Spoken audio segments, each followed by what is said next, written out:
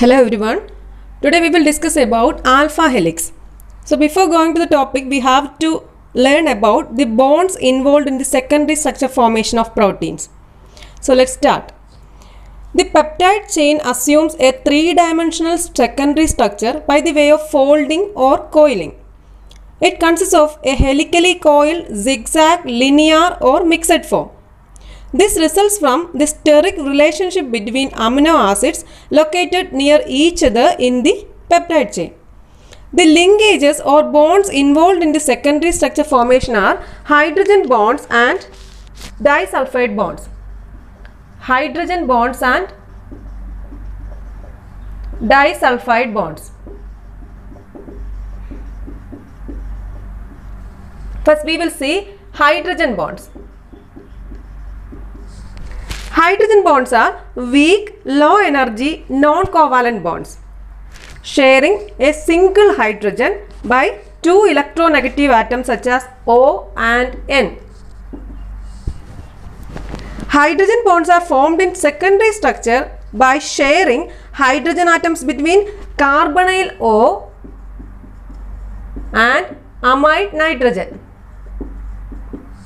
So, in secondary structure, hydrogen bonds are formed by sharing hydrogen atoms between carbonyl O and amide nitrogen of different peptide bonds. The hydrogen bonds in secondary structure may form either an alpha helix or beta pleated sheet structure. Next is disulfide bonds. Disulfide bonds are formed between two cysteine residues. They are strong, high energy covalent bonds. Hydrogen bonds are non-covalent bonds and disulfide bonds are covalent bonds.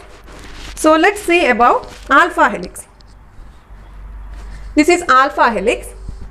A peptide chain forms regular helical coils called alpha helix. Peptide chain forms regular helical coils. These are alpha helix. These coils are stabilized by hydrogen bonds between carbonyl O of first amino acid and amide nitrogen of fourth amino acid residues. So we can see here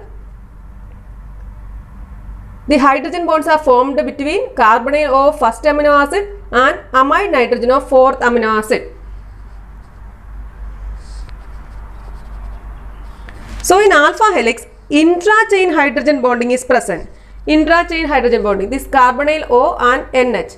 So this first amino acid, carbonyl O of first amino acid and amide nitrogen of fourth amino acid, intra-chain hydrogen bonding.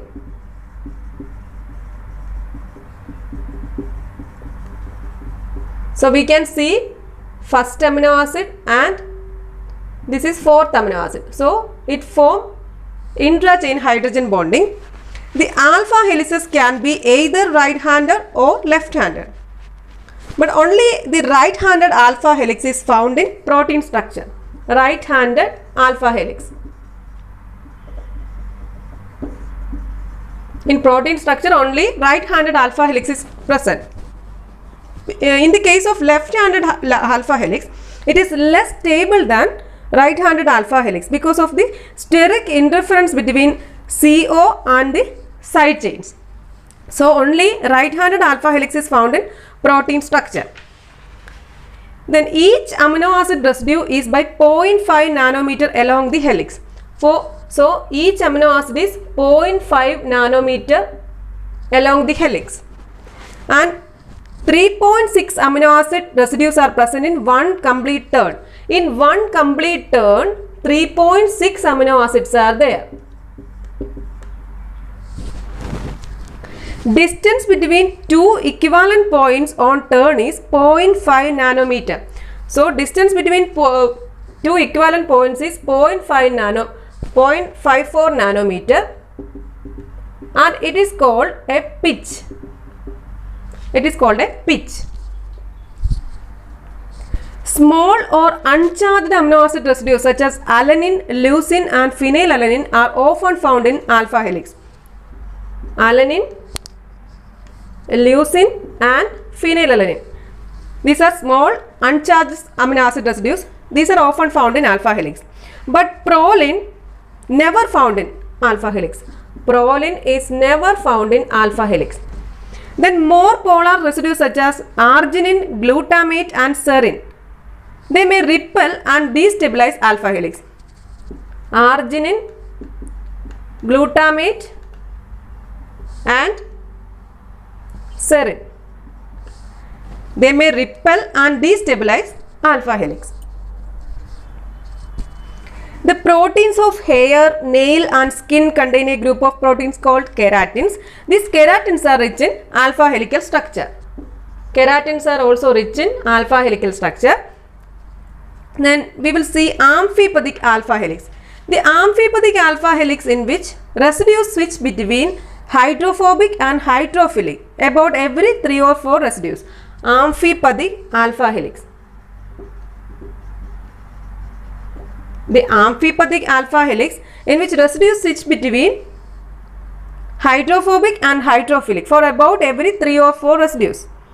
It occurs where alpha helices interface with the polar and non-polar environment. Polar and non-polar environment. Then this amphipathic alpha helices occur in plasma lipoproteins, in certain polypeptide hormones, in certain antibiotics and in calmodulin regulated protein kinases. So this is about alpha helix. This is today's topic. Thank you for watching.